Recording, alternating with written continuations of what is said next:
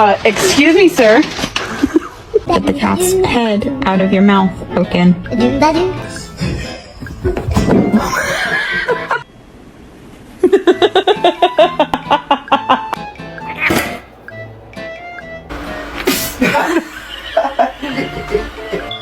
But get used to it because